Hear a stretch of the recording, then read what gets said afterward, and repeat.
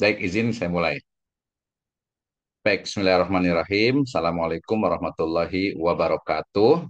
Waalaikumsalam warahmatullahi wabarakatuh. Alhamdulillahirabbil alamin. Wassalatu wassalamu ala asrafil anbiya'i wal mursalin habibana wa nabiyyana Muhammadin sallallahu alaihi wasallam wa ala alihi wa ashabihi wa man tabi'ahum bi ihsanin ila yaumiddin wa ba'd. Qala Allah ta'ala fi kitabihil karim. A'udzu billahi minasyaitonir rajim. Bismillahirrahmanirrahim. Ya ayyuhalladzina amanu atiullaha wa atiur rasul wa ulil amri minkum. Fa in tanaza'tum fi syai'in farudduhu ila Allahi wa rasulih in kuntum tu'minuna billahi wal yaumil akhir dzalika khairu wa ahsanu ta'wila. Wa qala Rasulullah sallallahu alaihi wasallam inni utitul qur'ana wa mislahu ma'hu. Amma ba'd fa in asdaqal hadits kitabullah wa khairal huda huda nabiyyu sallallahu alaihi wasallam. Alhamdulillah, asyukurulillahi wahda alladzi an'ama alaina fi hadhil laila al mubarakah nastati wa nastamir dirasatana fi ayat wal ahadis episode al islami. Terima kasih atas kehadirannya seluruh mahasiswa di program studi Ilmu Ekonomi Syariah Sekolah Tinggi Agama Islam Sirajul Falah Bogor. Masih di mata kuliah ayat dan hadis ekonomi. Ini pertemuan yang ketiga ya terkait dengan mata kuliah ayat dan hadis ekonomi. Setelah kemarin kita mempelajari ya terkait dengan metodologi tafsir ya, jadi bagaimana cara menafsirkan Al-Qur'an ya. Salah satunya adalah dengan tafsir bil ma'thur ya, bagaimana ayat Al-Qur'an ditafsirkan dengan ayat Al-Quran yang lainnya, kemudian ayat Al-Quran ditafsirkan dengan hadis, ayat Al-Quran ditafsirkan dengan akwal dari para sahabat, para a'imah, tabi'in, tabi'ut tabi'in, kemudian ayat Al-Quran ditafsirkan dengan bahasa Arab, dan juga ayat Al-Quran ditafsirkan dengan ilmu ataupun sains. Baik, nah hari ini kita akan bersama membahas tentang metodologi hadis ya, bagaimana hadis ya yang merupakan ma'udhifa ila Nabi sallallahu alaihi wasallam min qaulin au fi'lin au takririn au sifatin ya, itu kemudian menjadi salah satu dari masadirul ahkam, masadir al-iqtisad al-islamiyah, menjadi sumber dalam penetapan ya ilmu ekonomi, bisnis dan keuangan syariah. Nah, sebelum kita mulai, sebelum saya presentasi, saya ingin bertanya dulu terkait dengan pemahaman ya. Ada tiga pertanyaan. Pertanyaan pertama adalah apa yang Anda pahami tentang hadis dan juga sunnah? Itu yang pertama. Yang kedua, kenapa hadis itu dijadikan menjadi sumber penetapan dalam ekonomi syariah dan juga dalam syariat Islam? Ya, setelah Al-Qur'an atau bersama dengan Al-Qur'an. Nah, itu pertanyaan yang kedua. Nah, kemudian pertanyaan yang ketiga adalah apa yang Anda pahami tentang hadis ekonomi syariah? Jawabnya satu saja. Silahkan, boleh buka kameranya atau langsung apa namanya, langsung buka mic-nya, boleh langsung menjawab. Kalau tidak ya nanti saya apa tanya gitu ya. Ini sebagai pretest untuk memastikan kemampuan kita. Siapa nih yang mau ditanya ya? Silahkan. Saya mulai dari ketua kelas dulu nih. Wawan dulu nih ya. Coba Wawan nih, Muhammad Wawan. Apa yang Anda pahami tentang Al-Qur'an, tentang Al-Hadis dan juga As-Sunnah? Silahkan. Lughatan wa istilahan. Eh, Al-Quran, Pak, secara lugoh artinya kalamullah ya, kalam Allah atau Yang hadis saja ya, Pak. Langsung ke hadis. Al-Quran sudah selesai. oh gitu. Yang hadis secara Mhm. bahasa hadis adalah perkataan ya, Pak ya. Mhm. Atau Al-Jadid, Kemudian secara boleh. istilah hadis Mhm. adalah segala sesuatu yang disandarkan kepada Rasulullah Shallallahu Alaihi Wasallam, baik Mhm. itu secara perkataan, perbuatan ataupun yang didiamkan oleh Rasulullah atau ditakrirkan oleh Rasulullah. Gitu, Pak. Atau takrir ya. Jadi Ya. beliau. Nah, sahih ya, Nah, bahwasanya yang disebut dengan hadis itu adalah udifa ila Nabi sallallahu alaihi wasallam min qaulin au fi'lin au sifatin au takririn ya. ucapan, tindakan, sifat dan sesuatu yang dibolehkan, dibiarkan oleh Rasulullah Shallallahu Alaihi Wasallam. Ya, kalau terjemahan biasanya segala sesuatu yang dinisbatkan, yang disandarkan kepada Nabi Muhammad Shallallahu Alaihi Wasallam, ya baik itu berupa perkataan, kemudian perbuatan, kemudian juga sifat, ya sifat beliau dan juga takrir, sesuatu yang dilaksanakan oleh para sahabat, kemudian diperkenankan oleh Kanjeng Nabi Muhammad Shallallahu Alaihi Wasallam. Oke, terima kasih. Lawan tadi bedanya apa dengan sunnah? Bedanya apa dengan as-sunnah dengan al-hadis? Kalau sunnah itu lebih ke perbuatan Rasulullah aja gitu Pak, kalau sunnah. Dan bisa kita contoh Mhm. dalam kehidupan kita sehari-hari.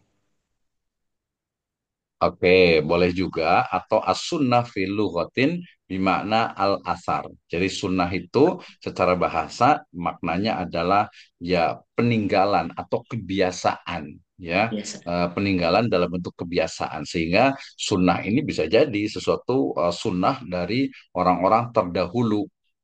Sunnahnya misalnya Nabi Musa, kemudian Nabi Isa dan lain sebagainya. Jadi sunnah itu lebih kepada peninggalan, ya peninggalan dalam bentuk amalan yang dilakukan oleh seseorang tidak hanya kepada Nabi Shallallahu Alaihi Wasallam. Tapi kalau hadis itu hanya kepada Nabi Shallallahu Alaihi Wasallam. Makanya ada sunnah, jamaknya adalah sunanan, ya sunanun, ya ada sunan. Sunan itu adalah jamak dari sunnah. Artinya kebiasaan perilaku dari orang-orang terdahulu. Itu namanya sunnah, ya. Oke, baik. Terima kasih. Terima kasih, Sahabat. Boleh di-close lagi ya. Berikutnya siapa nih? Saya mau tanya ke Riki nih, boleh? Atau Pak Selamat, boleh saya tanya? Siapa yang boleh ditanya nih? Jadi pertanyaan yang langsung yang kedua saja. Jadi kenapa al-hadis atau as-sunnah itu menjadi sumber ya dalam ekonomi bisnis keuangan syariah dan juga dalam syariat Islam? Apa dasarnya atau kenapa? Why? Silahkan ada yang bisa jawab nggak? Yang bisa dipahami ini dari hadis. Oke, kalau nggak kita panggil satu-satu ya. Ricky bisa atau Pak Slamet ya atau Arif Rahman. Ricky dulu silahkan coba kenapa nih hadis itu menjadi sumber hukum, sumber ekonomi bisnis keuangan dan juga syariat Islam, silahkan pendek saja 1-2 menit silahkan. Iya, Pak. Eh, Tadi pertanyaannya kenapa hadis bisa dikatakan sebagai Mhm. sumber hukum ekonomi, begitu kan, Pak? Ya, iya betul, ya betul. Kita karena bicara tentang ekonomi, tapi secara umum adalah sumber syariat Islam. Kenapa hadis menjadi sumber syariat Islam, termasuk juga bidang ekonomi? Silakan. Eh, Kalau menurut saya, Pak, kenapa Mhm, hadis bisa dikatakan penting ya? Yang pertama mhm, kan tadi eh, hadis atau sunnah itu kan eh, sangat penting apa ya dalam Islam, karena mhm, dia masuk ke sumber hukum yang tadi ya, Pak ya. Terus mhm. hadis juga bisa ngebantu umat Islam juga dalam memahami ajaran Islam secara utuh, eh, dan juga sesuai dengan pedoman yang sudah ditetapkan oleh Nabi Muhammad. Kenapa? Pertanyaannya kenapa? Ada nggak dasarnya? Ada tidak argumentasinya? Ada nggak hujahnya atau dalilnya? Silakan. Dalilnya. Mhm. Kenapa argumentasinya? Kenapa? Kenapa harus menjadi sumber selain Al-Quran? Ya, oke ya, nggak apa-apa. Namanya juga ini pretest gitu ya. Iya, Oke, terima kasih, iya, sama-sama. Satri. Ya, nah. Mhm. Ya, terima kasih ya. Kita lanjut lagi nih. Siapa lagi nih? Satu lagi tadi jawabannya. Jadi kalau ditanya jawabannya adalah karena di dalam Al-Quran ya, dalam surat An-Nisa ayat ke 59, ya, kemudian juga surat Al-Hasr ayat ke 7, kemudian juga surat Al-Ahzab ayat ke-21.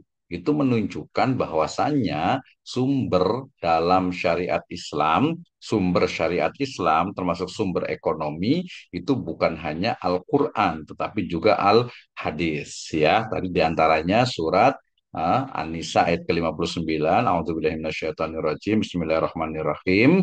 Ya ayyuhalladzina amanu, wahai orang-orang yang beriman, atiullah, taatlah kepada Allah, atiur rasul, wa atiur rasul, dan taatlah kepada rasul, wa ulil amri minkum, dan juga ulil amri di antara kalian. Fa in tanaza'tum fi syai'in, ya apabila kalian berbeda pendapat tentang suatu masalah, farudduhu ilallah, kembalikanlah kepada Allah, yaitu kembalikanlah kepada Al-Qur'an, ya, farudduhu ilallahi wa rasulih, dan juga rasulnya. Kembalikan kepada Rasul. Kalau kita berbeda pendapat, berarti kita kembalikan kepada hadis beliau Sallallahu Alaihi Wasallam.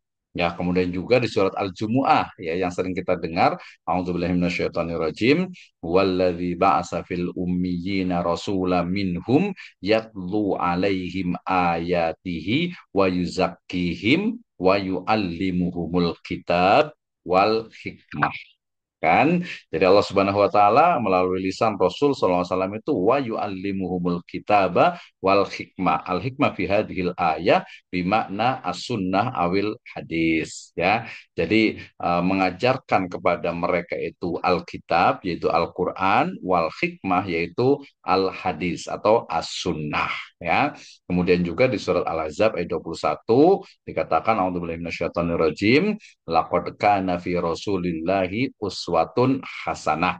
Ya, sungguh telah ada pada diri Rasul itu uswah, contoh teladan terbaik. Sementara di surat Al-Hasr dikatakan wa ma atakumur rasulu fahuduhu, dan semua yang datang dari Rasul maka ikutilah, maka ambillah, maka laksanakanlah, wa ma nahakum anhu fantahu, dan yang dilarang maka tinggalkanlah. Dan masih banyak ayat yang lainnya serta hadis. Hadis tadi diantaranya adalah fa'alaikum bisunnati, dan hendaklah kalian itu berpegang teguh kepada sunnahku, ya, hadisku kanjeng Nabi Muhammad SAW, wa sunnati khulafaur rasyidin al mahdiyin, ya.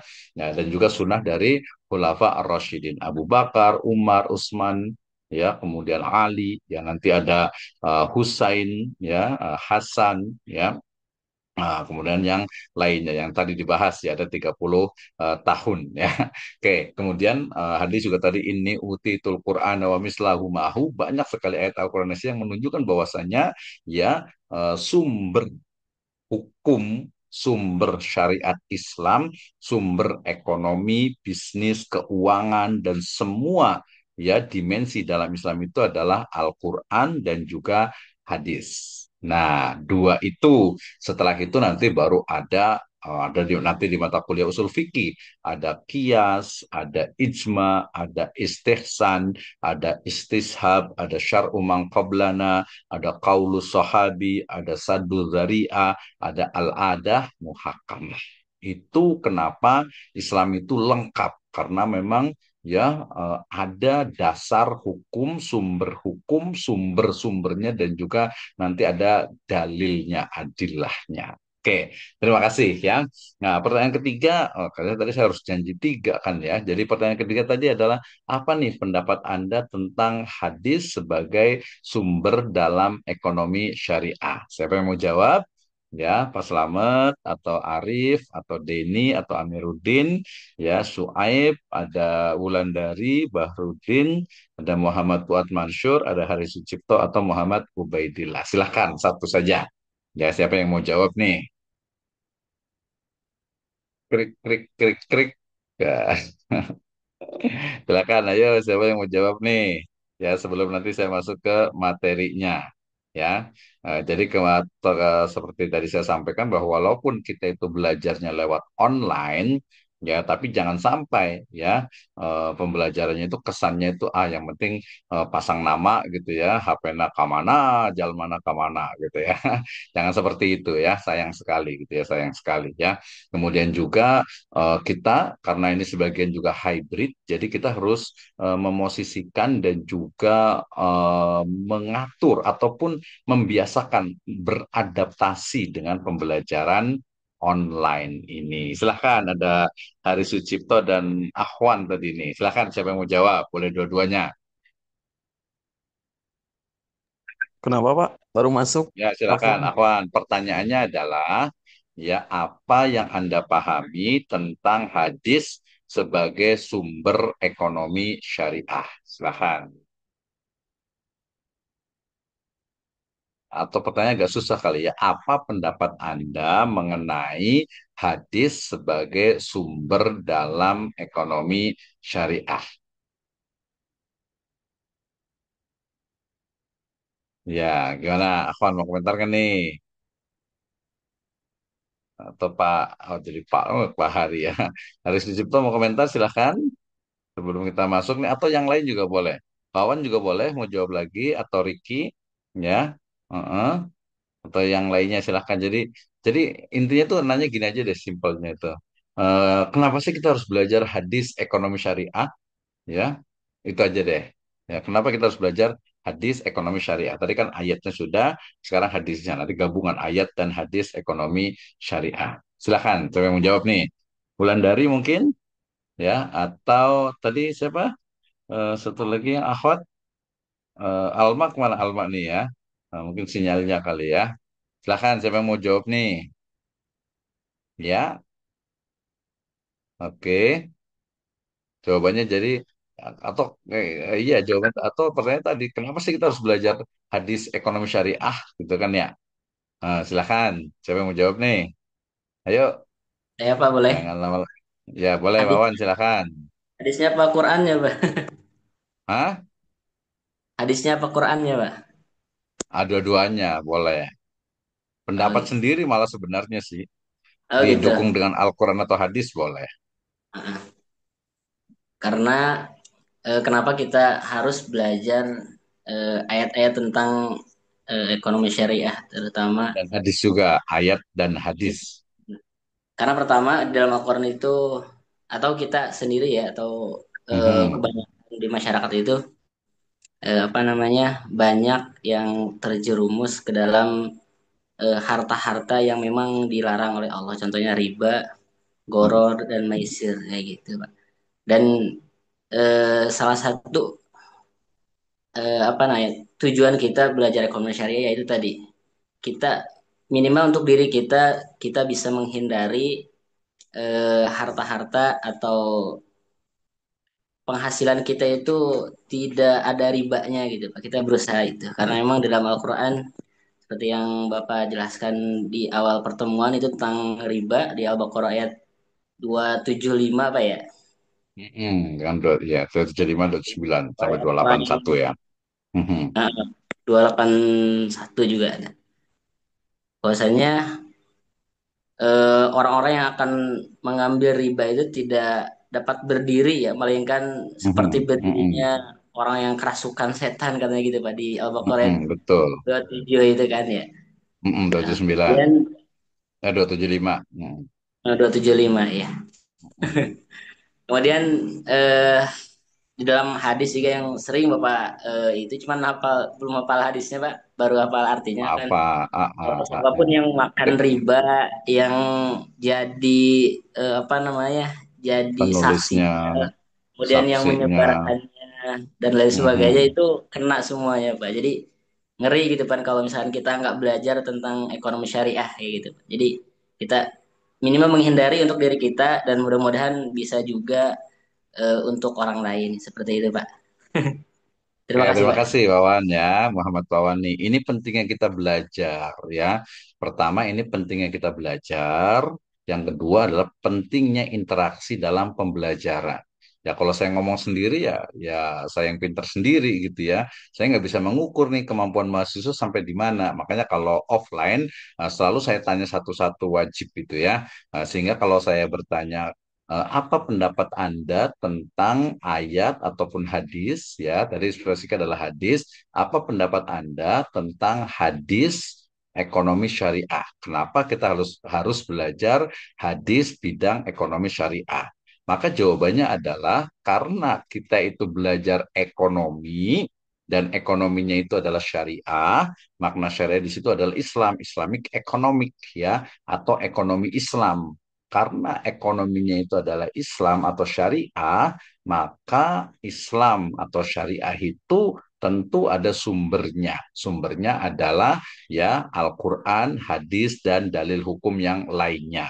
Nah, sehingga kemudian ya kita harus belajar hadis-hadis, ayat-ayat Al-Quran, dan juga hadis-hadis dari Nabi Shallallahu Alaihi Wasallam terkait dengan aktivitas ekonomi, bisnis, dan keuangan syariah. Nah, itu ya. Baik, terima kasih. Kalau ada pertanyaan nanti boleh bertanya, tapi saya akan masuk ke materi saya dulu ya. Izin untuk share screen. Ya, ini saya pakai Zoom karena kalau pakai Zoom itu dia lebih bisa full. Kalau di Google Meet kemarin itu dia nggak bisa ini, nggak bisa apa. Pas saya buat full screen itu dia langsung hilang gitu ya. Nah, kalau yang ini tuh tidak ya. Baik, kita akan belajar tentang ilmu hadis ekonomi. Ya, saya ulang lagi. Bismillahirrahmanirrahim. Alhamdulillah, wassalatu wassalamu ala Rasulillah wa ala alihi wa ashabihi wa man tabi'ahum bi ihsanin ila yaumiddin. Wa ba'd. Qala Allah Ta'ala fi kitabihil karim. A'udzu billahi minasyaitonir rajim. Bismillahirrahmanirrahim. Ya ayyuhalladzina amanu atiullaha wa atiur rasul wa ulil amri minkum. Fa in tanaza'tum fi syai'in farudduhu ilallahi wa rasuli in kuntum tu'minuna billahi wal yaumil akhir dzalika khairu wa ahsanu ta'wila. Wa qala Allahu azza wa jalla aidan huwallazi ba'asa fil ummiyina rasulan minhum yatlu alaihim ayatihi wa yuzakkihim wa yuallimuhumul kitaba wal hikmah wa in kanu min qablu lafi dhalalim mubin. Wa qala Rasulullah sallallahu alaihi wasallam anil Miqdam ibn Ma'ad qaraba al-Kindi qala Rasulullah sallallahu alaihi wasallam ala inni utitul kitaba wa mislahu mahu ala inni utitul qur'ana wa mislahu mahu rawahu Ahmad. Wa qala aidan rawahul Malik al-Hakim wal Baihaqi taraktu fikum amroini lan tadillu ma tamassaktum bihima kitaballahi wa sunnata rasulih. Amma ba'd fa inna asdaqal hadis kitabullah wa khairal huda hudan nabiyyu sallallahu alaihi wasallam. Kita awali dengan pemahaman kita bahwasanya Al-Quran ya sebagai kitab Allah Subhanahu wa taala ya menjelaskan tentang kesempurnaan dari Islam, yaitu dalam surat Al-Maidah ayat yang di surat Al-Maidah ayat yang ketiga. Allah Subhanahu wa taala berfirman, A'udzubillahi minasyaitonirrajim. Bismillahirrahmanirrahim. Al-yauma akmaltu lakum dinakum wa atmamtu alaikum ni'mati wa raditu lakumul Islam dinan. Ya, bahwasanya pada hari ini telah aku sempurnakan nikmatku kepadamu Muhammad Shallallahu Alaihi Wasallam. Kemudian juga dikatakan al yauma akmaltu lakum dinakum wa atmamtu alaikum nikmati wa raditu lakumul Islam dinan. Dan Allah Subhanahu wa taala ridho Islam sebagai din, sebagai agama ya. Al yauma akmaltu lakum menunjukkan kesempurnaan dari Islam. Islam itu sudah sempurna mengatur seluruh sendi kehidupan manusia dari seseorang itu bangun tidur sampai tidur lagi, bahkan ketika sedang tidur. Nah, kemudian kesempurnaan dari Islam itu terlihat dari sumbernya yang sangat lengkap, yaitu dalam surat An-Nisa ayat ke-59. Ya, ini ayatnya tadi saya sudah bacakan. A'udzubillahi minasyaitonirrajim. Bismillahirrahmanirrahim. Ya ayyuhalladzina amanu, wahai orang-orang yang beriman, atiullah, taatlah kepada Allah, wa atiur rasul, dan taatlah kepada Rasul, wa ulil amri minkum, dan juga ulil amri di antara kalian. Fa in tanazatum fi syai'in, apabila kalian berbeda pendapat tentang suatu masalah, farudduhu ilallah, maka kembalikanlah kepada Allah, war rasul, dan juga rasul, in kuntum tu'minuna billahi wal yaumil akhir, jika kalian beriman kepada Allah dan juga hari akhir, zalika khairu ahsanu ta'wila, yang demikian itu lebih utama bagimu dan lebih baik akibatnya. Surat An-Nisa ayat ke-59. Jadi kesempurnaan dari Islam itu terlihat dari adanya sumber utama, yaitu Al-Quran dan Al-Hadis. Sehingga kita harus memahami nih tentang takrif atau definisi dari hadis, kemudian sejarah perkembangan dari hadis, kemudian juga apa yang dimaksud dengan tadwinul hadis, serta kutub, ya, al-ahadis, kitab-kitab hadis, serta ulumul hadis, baik itu klasik ataupun kontemporer, ya. Termasuk juga kita harus memahami bagaimana hadis itu menjadi sumber dalam ekonomi, bisnis, dan keuangan syariah. Baik, materi pembahasannya kita akan bahas terkait dengan urgensi dari hadis, kedudukan dari al-hadis, kemudian tokoh alil hadis, kemudian juga kitab-kitab hadis, ya. Jadi kita hari ini bicara tentang ulumul hadis. 6. Nabda min takrif al hadis, ya. Kita mulai dari pengertian dari hadis, ya. Pertama, bahwa al hadis fi lughatin bimakna al jadid, ya, tiddul qadim, ya. Jadi al hadis itu maknanya itu adalah jadid atau baru, ya. Nanti juga ada maknanya adalah ucapan atau perkataan. Jadid, ya, baru, itu adalah lawan dari qadim. Ya, kalau qadim itu akan datang, tapi kalau qadim itu yang lama. Ini sebagaimana dalam surat At-Tolak ayat 1 dikatakan, la tadri la'allallahu au la'allallaha yuhdisu ba'da dzalika amra. Kamu tidak mengetahui, barangkali Allah mengadakan sesuatu yang baru, ya. Jadi dikatakan yuhdisu, menjadikan sesuatu yang baru. Ada nanti istilah muhdasat, sesuatu yang baru dalam syariat. Kemudian terkait juga dengan ini ya, juga kata muhdasat, wa iyyakum wa muhdasatil umur. Hati-hati kalian dengan perkara yang baru.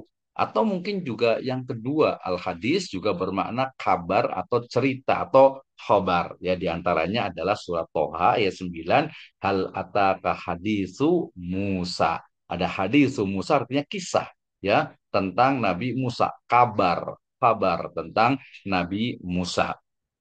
Demikian juga, ya, dalam dikatakan itu, ya, bahwasanya kullu ma usira anin nabi sallallahu alaihi wasallam min qaulin au fi'lin au takririn au sifatin khalqiyatin au khuluqiyatin, ya. Ini dari Muhammad Aja Al-Khatib, ya, pengertian dari hadis secara istilah. Ya, jadi yang dimaksud dengan hadis adalah kalau dari Muhammad Aja Khatib ini adalah kullu ma usira anin nabi sallallahu alaihi wasallam, segala sesuatu yang diberitahukan dari Nabi Shallallahu Alaihi Wasallam, baik itu kaulin, perkataan, au fi'lin atau perbuatan, au takririn, ya, takrir, sesuatu yang dibolehkan oleh Nabi, au sifatin atau sifat, ya, baik itu akhlaknya, keadaannya, kholqiyatin au khuluqiyatin, baik keadaannya ataupun juga akhlaknya. Sementara di riwayat yang lainnya atau di definisi yang lainnya dikatakan tadi bahwa hadis itu adalah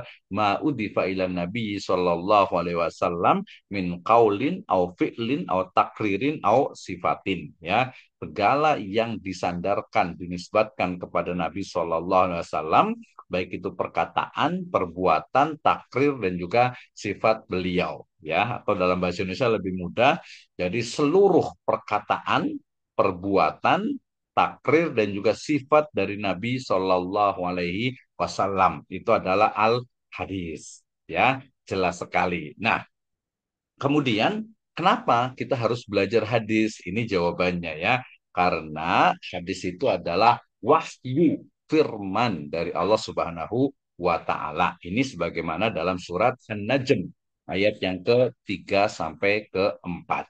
Allah Subhanahu wa Ta'ala berfirman, A'udzubillahi minasyaitonirrajim, Bismillahirrahmanirrahim, wan najmi idza hawa ma dhalla sahibukum wa ma ghawa wa ma yantiqu anil hawa in huwa illa wahyu yuha. ya. Wa ma yantiqu anil hawa, dan tidaklah yang diucapkan oleh Muhammad Shallallahu Alaihi Wasallam itu berasal dari hawa nafsunya. In hiya illa wahyu yuha, ya, itu adalah wahyu yang diucapkan oleh Allah Subhanahu wa taala. Nah, kita dapat pemahaman baru bahwasanya hadis itu juga adalah wahyu dari Allah Subhanahu wa taala.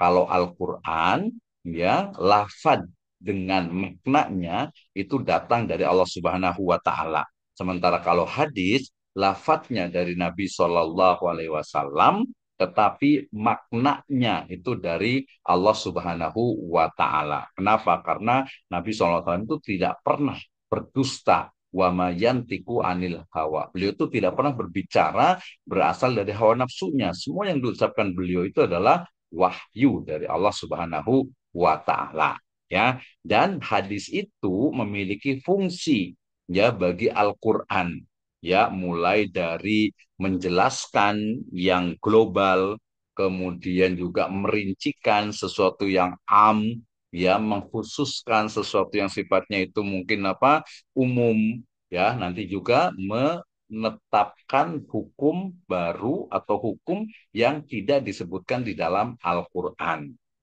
Misalnya, ya, di dalam Al-Quran itu dikatakan Allah Subhanahu wa taala berfirman, "Hurrima alaikumul maitah wadam walahmal khinzir wa ma uhilla bihi li ghairillah." Allah Subhanahu wa taala itu mengharamkan, ya, mulai dari apa? Innam apa harrama alaikumul maitah, bangkai, ya, kemudian juga dam, darah, ya, kemudian daging khinzir, daging babi, dan juga wama uhilla bihi li ghairillah, dan juga binatang yang disembeli tidak menyebut nama Allah Subhanahu wa taala. Nah, tidak ada di dalam Al-Qur'an misalnya binatang yang bertaring, ya, seperti misalnya harimau gitu, ya. Kemudian juga apa mungkin gorila gitu, ya. Tadi yang sama sekali beruang gitu, ya. Nah, itu kan dia atau mungkin buaya. Jadi kalau ditanya, Pak, hukum memakan buaya apa ya?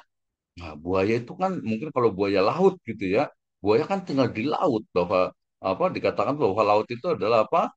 Hillu maitatu, ya, halal dari bangkainya, ya, yang ada di laut itu, ya, halal tuh, ya. Dan juga suci airnya tentu saja. Berarti buaya laut boleh dong gitu, ya. Mungkin yang nggak boleh itu buaya darat kali, ya.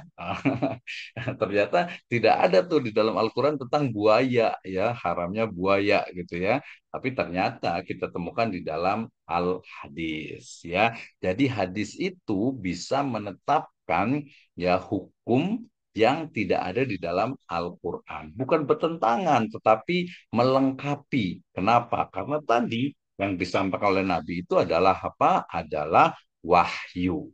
Ya, jelas sekali, ya. Kemudian yang paling penting yang kemarin juga ada korelasinya dengan visiting lecture kita, yaitu syarat-syarat hadis, ya.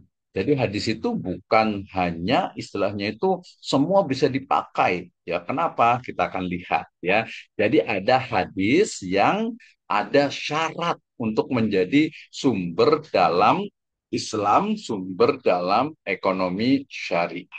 Oke, kita lihat urgensi dari hadis. Ya, tadi sudah saya bacakan di surat An-Najm ayat yang ketiga empat, wa ma yantiqu anil hawa in huwa illa wahyu yuha. Ya, kemudian di surat An-Nahl ayat ke-44, bil bayyinati waz zubur wa anzalna ilaika dzikra litubayyana linnas ma nuzzila ilaihim wa la'allahum yatafakkarun. Ya, dan kami turunkan kepadamu Al-Quran agar kamu menerangkan, ya, kamu di sini adalah Kanjeng Nabi Muhammad Shallallahu Alaihi Wasallam. Nah, wa anzalna ilaika dzikra litubayyina linnas, untuk menjelaskan kepada manusia. Artinya hadis itu yang menjelaskan Al-Quran, manuzila ilaihim, apa yang turun kepada mereka, yaitu Al-Quran, la'allahum yatafakkarun, agar mereka itu memikirkan. Jadi hadis itu, ya, menjelaskan dari Al-Quran. Selain tadi juga ada tahsis dan juga menetapkan hukumnya tersendiri, ya. Nah, itu tadi urgensi pentingnya. Kenapa kita harus belajar hadis? Karena hadis itu juga adalah wahyu dari Allah Subhanahu wa Ta'ala. Kenapa? Karena Nabi Shallallahu Alaihi Wasallam itu tidaklah berbicara kecuali dengan hawa nafsunya. Kemudian ucapan Nabi dalam bentuk bayan, dalam bentuk penjelasan, itu juga adalah wahyu dari Allah Subhanahu wa Ta'ala. Nah, kemudian yang berikutnya ini adalah syarat-syarat. Nah, ini salah kurang P ya. Syarat-syarat hadis. Jadi sebuah hadis itu bisa menjadi sumber hukum ya apabila yang pertama nih yang belum pernah belajar hadis atau mungkin ulumul hadis atau mustalahul hadis nanti kalau kurang paham boleh ditanyakan tapi saya akan jelaskan ya bahwa hadis yang menjadi sumber dalam Islam, dalam ekonomi syariah, yang pertama adalah sahih sanadnya. Sanad itu adalah rangkaian dari orang-orang yang meriwayatkan hadis dari mulai Nabi SAW, ya para sahabat tentu saja, kemudian tabiin, kemudian tabiut tabiin, kemudian juga orang-orang setelahnya sampai kepada para imam yang mencatat, yang menuliskan hadis. Di antara kita mengenal ada Imam Bukhari, Muslim, Abu Dawud, Tirmidzi, Nasai, Ibnu Majah, dan yang lainnya.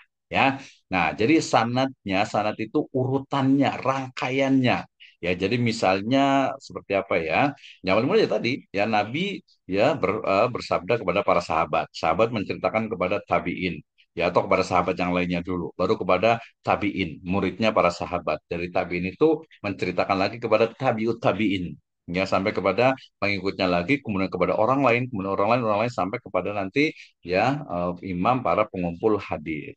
Nah, itu sanatnya itu harus apa? Harus nyambung, harus sahih, ya. Kenapa? Karena kita tahu, ya, nanti belajar dalam sejarah kebudayaan Islam, sejarah peradaban Islam bahwa masa-masa setelah ya Yazid bin Muawiyah gitu ya ternyata banyak sekali pemberontakan dari kaum Syiah ya Rafidhah kemudian juga orang-orang mulhid ya orang-orang yang mereka murtad keluar dari Islam yang merusak Islam dengan membuat riwayat-riwayat palsu nanti yang disebut dengan maudhu ya hadis maudhu sebenarnya bukan hadis gitu ya. Jadi bukan hadis lah hadis maudhu hadis yang palsu yang mungkar bahkan gitu ya. Nah, itu terjadi. Jadi sanadnya harus sahih, sanadnya itu harus bersambung dan orang-orang yang meriwayatkannya itu harus thiqah ya harus tabaqatnya juga bagus. Ini adalah ilmu yang ada hanya pada umat Islam.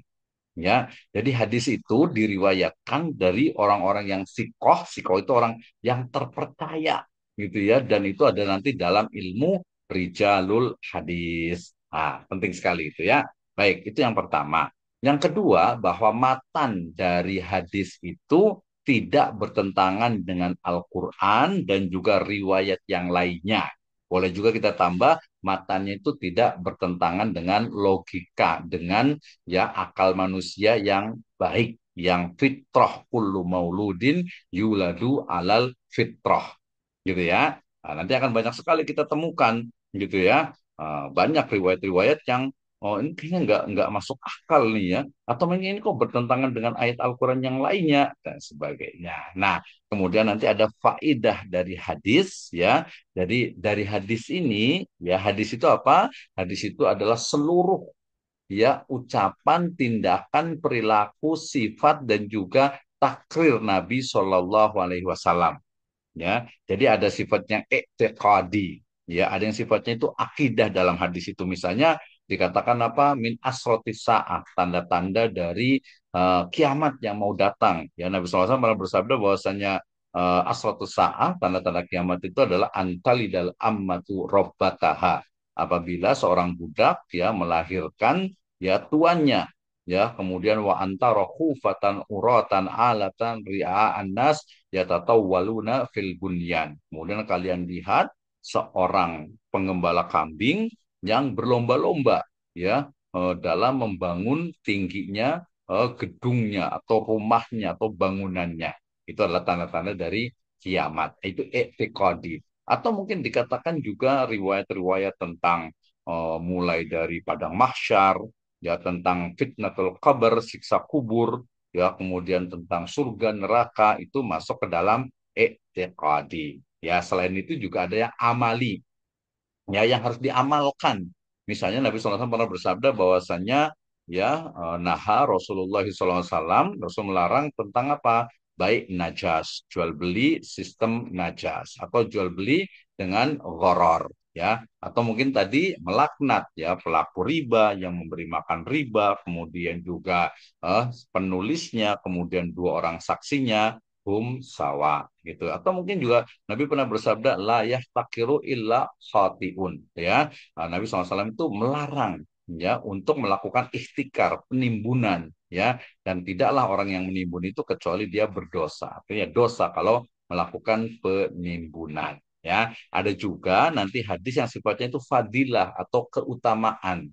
Misalnya kalau dalam ibadah itu ya keutamaan dari sholat, misalnya sholat sunnah rawatib, ya sholat sunnah atau mungkin puasa saum sunnah Senin Kamis, ya, Daud, puasa Daud dan sebagainya, itu ada yang fadilah, ada keutamaannya, ya. Oke, kemudian ini syarat-syarat dari hadis. Nanti kalau ada yang bertanya boleh tanyakan, ya.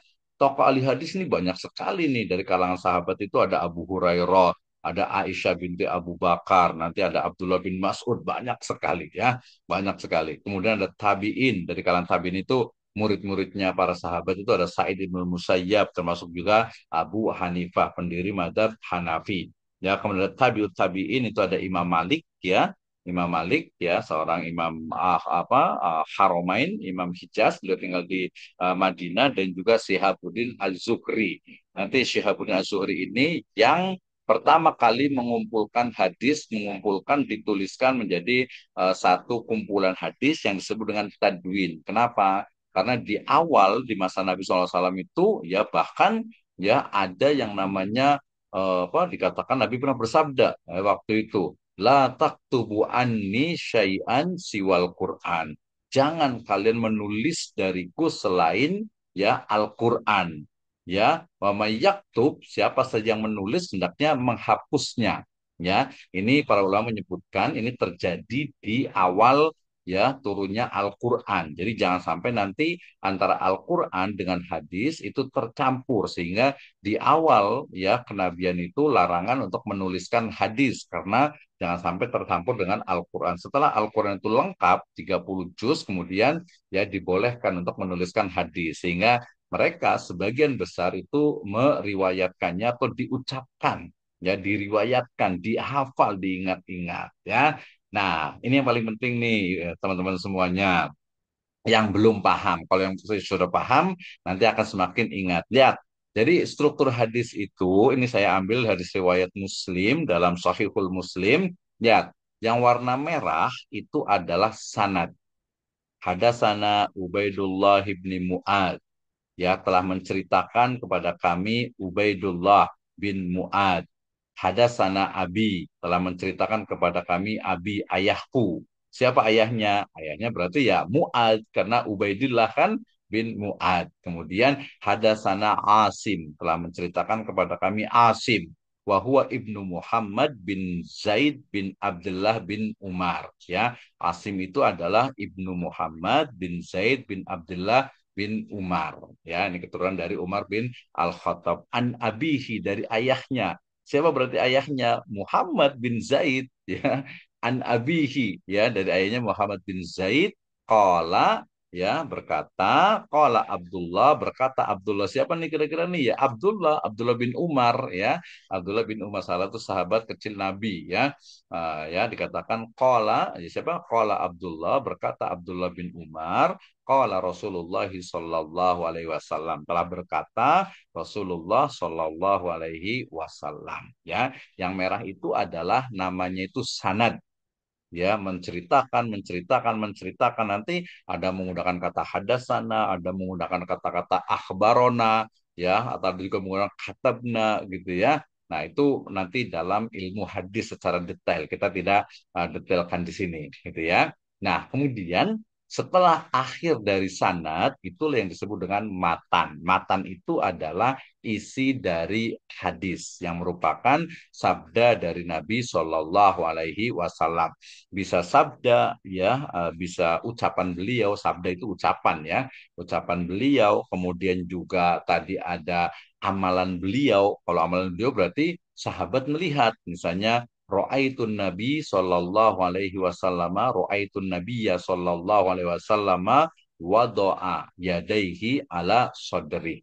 Aku melihat Rasulullah SAW ketika sholat itu meletakkan tangannya, kedua tangannya di dadanya. Itu berarti adalah tadi sunnah atau hadis, ya, fi'li. Ya, sedangkan ini kalau sudah qala berarti hadis yang sifatnya itu apa? Qauli, ucapan, atau tadi disebut dengan apa? Sabda. Kalau orang Indonesia biasa pakai sabda karena sopan ke beliau, ya. Nah, bunyal Islamu ala khamsin syahadati alla ilaha illallah wa anna Muhammadar abduhu wa rasuluh wa iqamis shalah wa ita'iz zakah wa hajjil bait wa saumi Ramadan.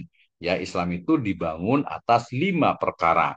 Syahadat, tidak ada ilah kecuali Allah, bahwasanya Muhammad adalah hamba dan juga rasulnya, mendirikan atau melaksanakan sholat, kemudian menunaikan zakat, wa hajjil bait, melaksanakan haji, ya jika mampu, wa saumi Ramadan, dan juga saum, berpuasa di bulan Ramadan. Yang warna hijau itu adalah matan.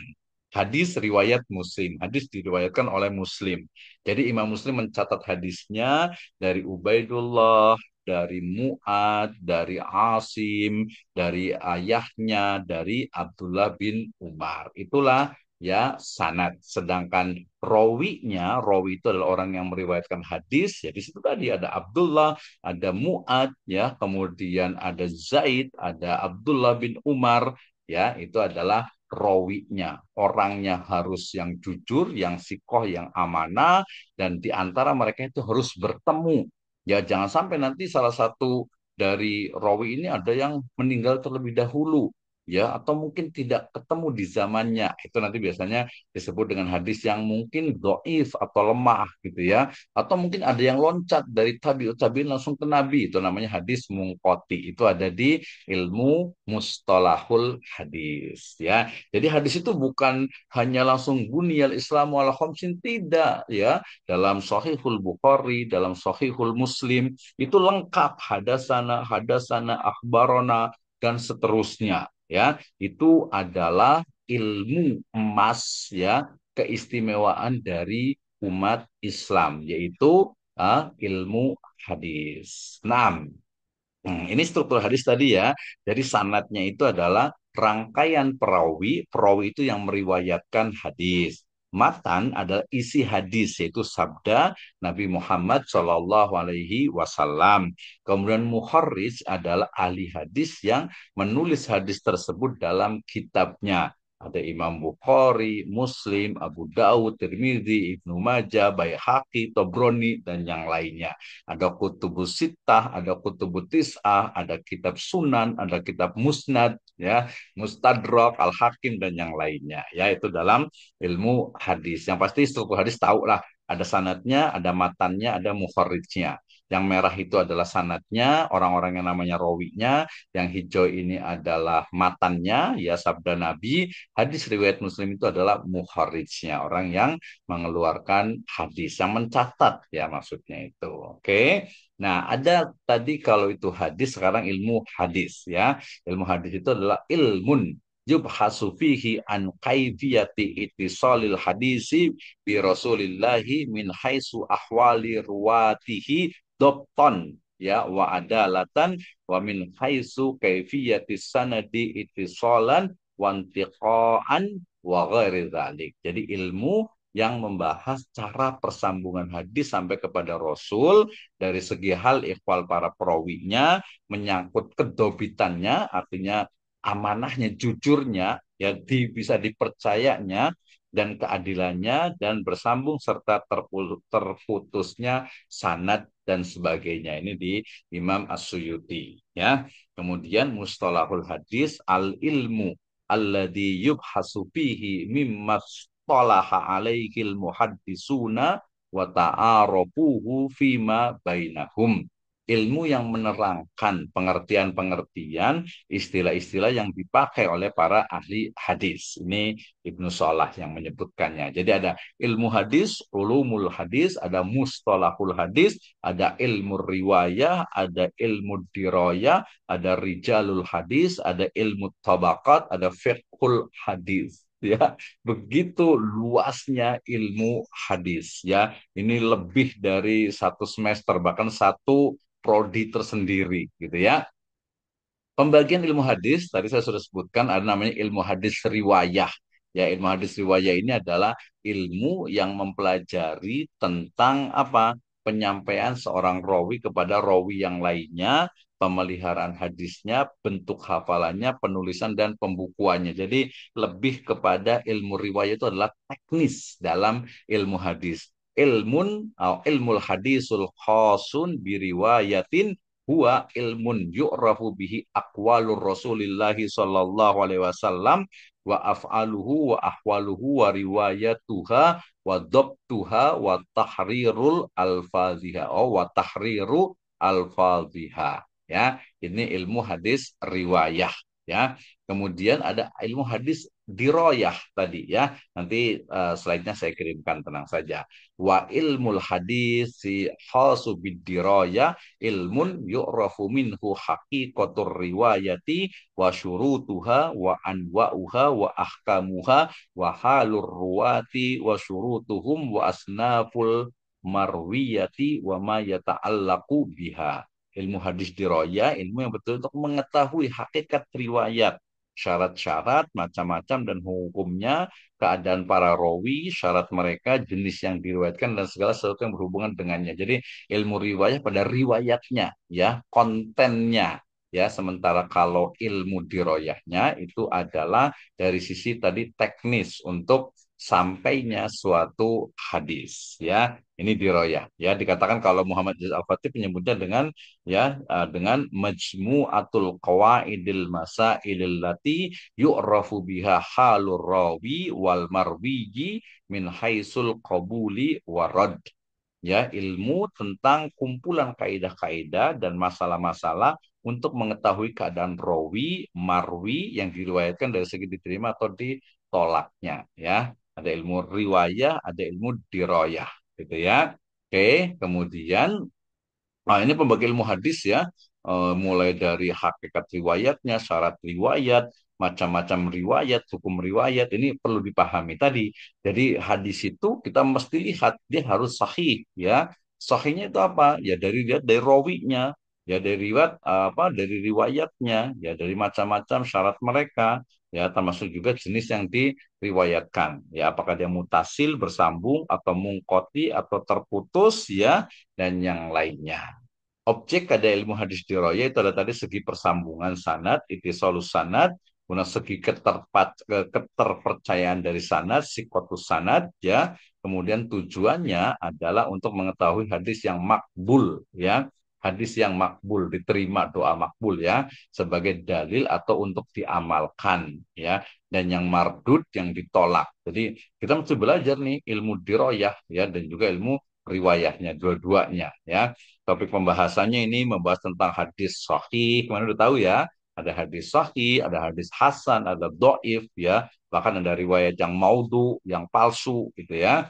Nah, termasuk juga cara penerimaan tahammul atau ada dari suatu hadis. Kemudian jarwa ta'dil. Jarwa ta'dil itu artinya ketika seorang rawi ini jujur atau tidak, soleh atau tidak, fikoh atau tidak, itu dalam ilmu jarwa ta'dil ya. Kemudian juga pembahasan tentang perawi ya dari latar belakang kehidupannya, klasifikasinya, sikoh dan doifnya, matruknya dan lain sebagainya ya. Kalau dulu para ulama itu ya mencatat satu-satu tuh ya, dicatat satu-satu ya, seperti tadi kan ada apa syekh itu, ada profesor itu ya, dicatat satu-satu orangnya, orang itu seperti apa, ini diterima atau tidak, ini makbul atau tidak, ini sikoh atau tidak, ini doif atau tidak. Nah, itu ilmu hadis ya. Nah, tadwinul hadis tadi saya sudah sebutkan. Jadi pada masa Nabi itu ya hadis itu diriwayatkan, tidak dituliskan secara umum. Secara khusus ada beberapa orang yang juga mencatat hadis di masa Nabi Shallallahu Alaihi Wasallam. Ya, di masa sahabat juga sama, ya itu sudah mulai dikumpulkan, dituliskan hadis. Kemudian di masa tabiin juga dituliskan juga, dan pada masanya tadi apa Syihabuddin Az-Zuhri, masa tabiut tabiin itu mulailah tadwinul hadis. Hadis itu dikumpulkan. Kenapa? Karena sudah mulai banyak riwayat-riwayat yang palsu, yang doif, yang lemah, yang maudhu, gitu ya. Maka kemudian nanti hadis pada masa Imam Ahli Hadis dikumpulkan, maka muncullah kitab-kitab hadis, kemudian ada ikhtisornya, ada ringkasannya, kemudian ada juga nanti syarahnya, penjelasannya.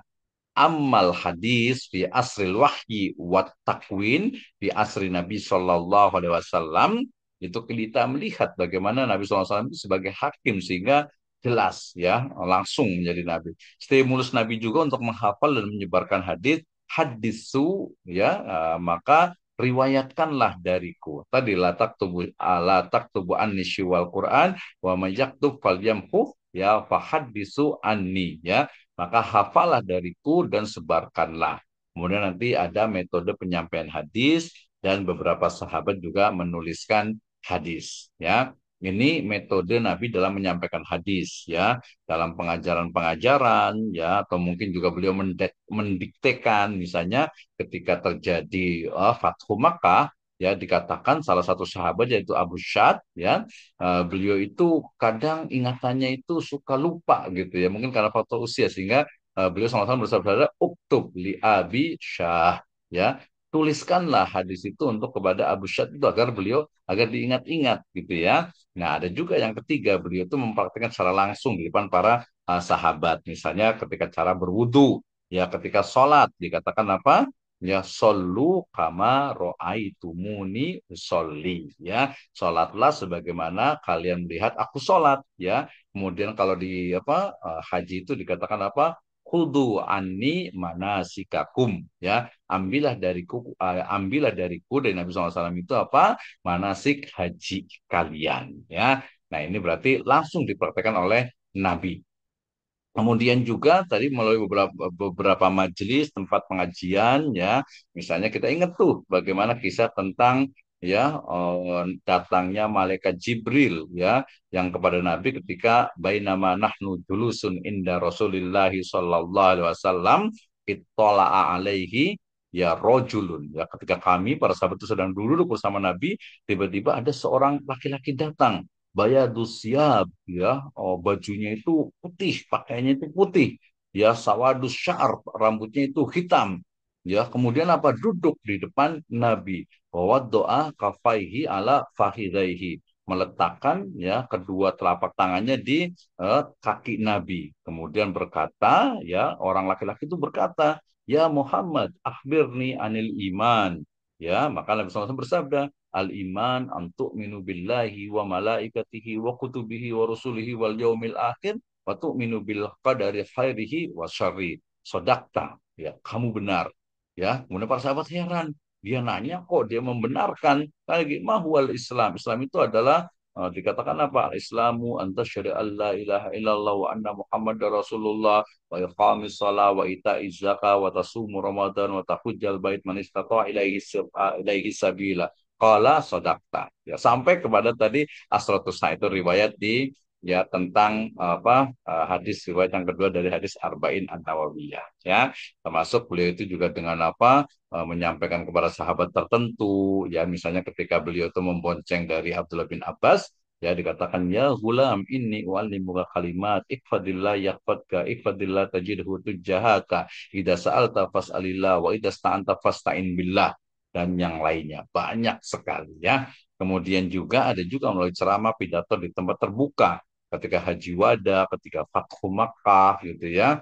Banyak sekali riwayat-riwayatnya. Ini sahabat yang meriwayatkan hadis, Sabiqunal Awwalun Abu Bakar, Umar bin Khattab, Utsman bin Affan, Ali bin Abi Thalib, Ibnu Mas'ud, Aisyah, Ummu Salama, Abu Hurairah, Abdullah bin Umar, Anas bin Malik, Abdullah bin Abbas, dan yang lainnya. Ini tadi larangan menulis hadis dikatakan apa? La taktubu anni ya siwal Quran wa man kataba anni ghairal Quran falyamkuh, ini riwayat yang lainnya, wa haddisu anni wala haraj wa man kadzdzaba alayya muta'ammidan falyatabawa maq'adahu minan nar. Ini yang paling penting nih ya. ya, siapa saja terakhir tuh. Ya riwayat waman kadzdzaba alayya au qala waman ahsabuhu qala muta'ammidan falyatabawa maq'adahu minan nar. Siapa saja yang berdusta atas namaku ya dengan sengaja muta'ammidan falyatabawa maka dia telah menyiapkan tempat duduknya minan nar di neraka. Ini larangan ketika kita itu ya bilang ini hadis padahal bukan hadis. Ini hadis sahih. Oh, padahal tidak hadis sahih. Ini adalah hadisnya itu doif, apalagi hadisnya itu adalah palsu atau maudhu.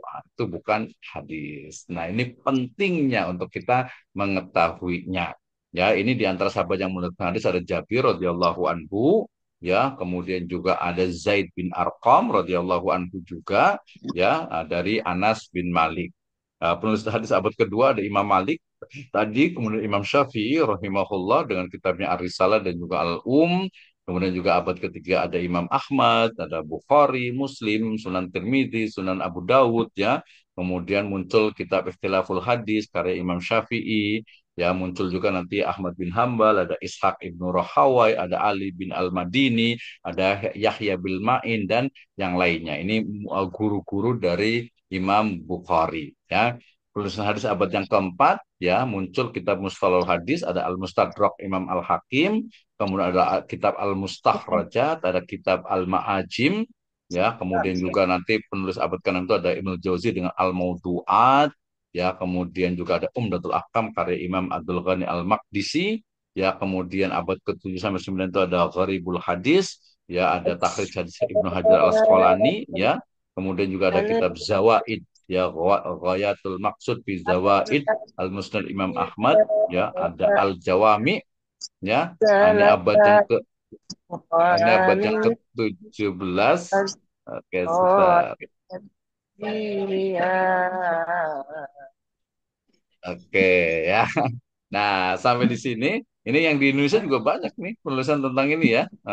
Ini dari mulai tokoh-tokoh abad 17, ada Nurul Araniri, ada Abdurrahman Singkil, ada Al-Makassari, kemudian juga ada Kiai Ahmad Rifai, ada Nawawi Al-Bantani, ada Ahmad Khatib Al-Minangkabawi, ada Syekh Mahfud At-Tarmasi, ya, ini murid dari guru ya, mohon maaf, dari Kiai Haji Muhammad Hashim Ash'ari, pendiri pesantren Tebu Ireng ya. Ini belum menulis sebuah karya Risalah Ahlus Sunnah wal Jamaah yang isinya banyak sekali mengutip hadis ya. Kemudian juga ada lagi ini ada Muhammad Thaqir bin Muhammad Jalil Ashari ya, ya ini adalah murid dari Rashid Ridho yang kembali ke Indonesia. Kemudian juga ada siapa lagi ya di Al-Majah Al-Munirnya, ada Imam Asyurkati, ada Muhammad Ahmad, ada AM Taib Umar, ada Abdul Karim Amrullah Hamka gitu ya. Itu adalah orang-orang yang memang juga berjasa hadis khususnya yang ada di Indonesia. Ya, akhir abad ke-20 ini mulai banyak sekali hadis ya. 1919 itu ada Muhammad Mahfud, 1887 itu ada Ahasan ya. Kemudian juga ada Mahmud Yunus, ada Hasbi Asidiki. Ini yang sekarang-sekarang nih. Profesor Dr. Ahmad Hasbi Asidiki saya sangat suka dengan beliau karena buku-bukunya cukup banyak. Ada Muhammad Syukur Ismail, ada juga Fathur Rahman ya. Ini kajian tentang hadis di Indonesia, ada Ramli Abdul Wahid, ada Marty Van Bosen yang menyebutkan tentang bagaimana sebenarnya hadis itu juga sudah masuk ke Indonesia. Ini ada Mahfud At-Termasi 1668-1919 ya.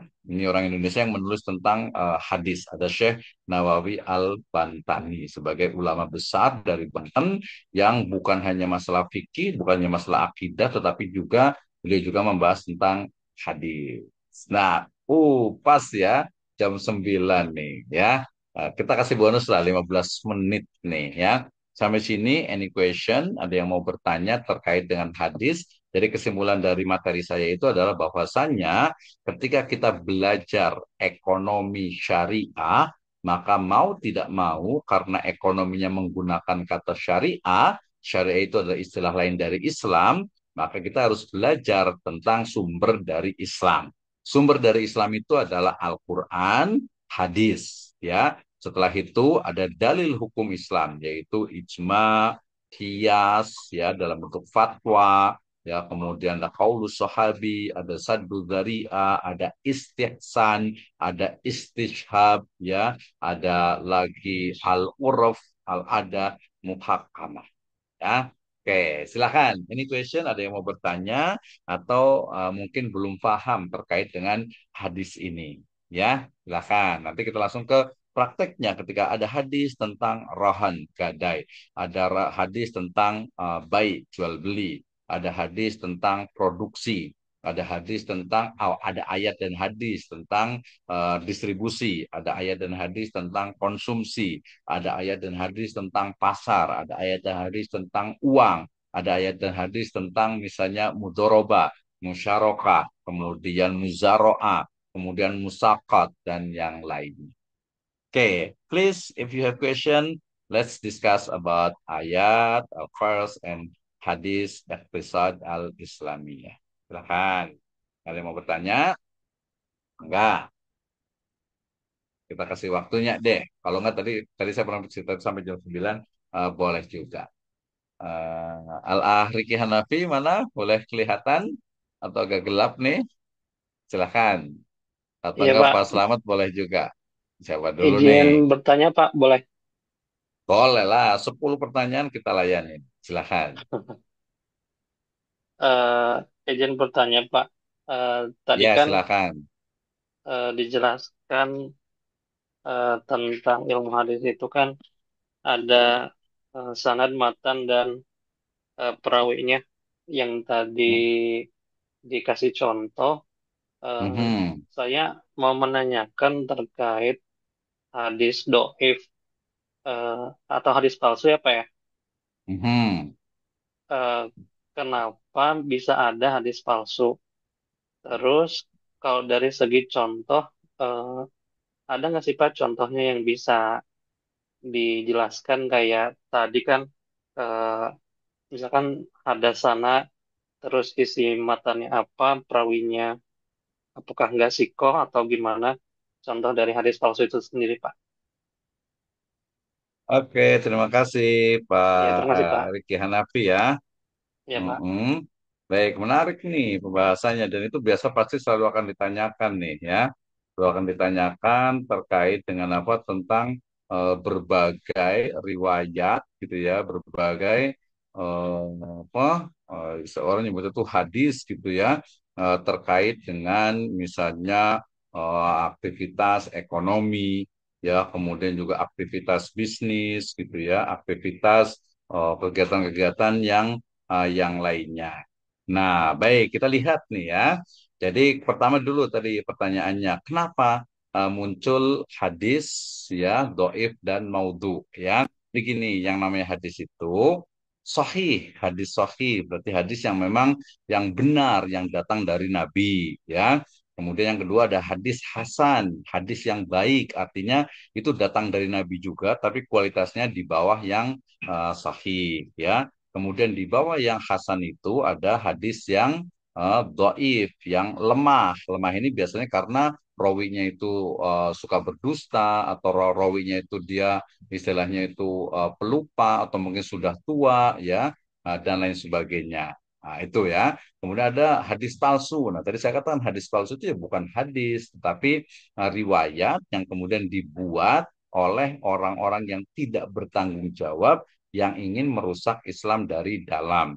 Kenapa muncul hadis doif ya? Kalau hadis doif itu muncul karena memang banyak periwayatan yang kemudian tidak menyebutkan rawinya, ada terputus, ada juga orang-orang yang mungkin karena sudah tua atau mungkin juga memang orang-orang yang menyelipkan dari hadis. Nah, doif itu kemarin disebutkan kalau doif itu ada syawahidnya, ada riwayat lain yang lebih menguatkan atau baik secara sanad ataupun maknanya itu berarti dia doifnya itu bisa menjadi apa hasan li ghairihi.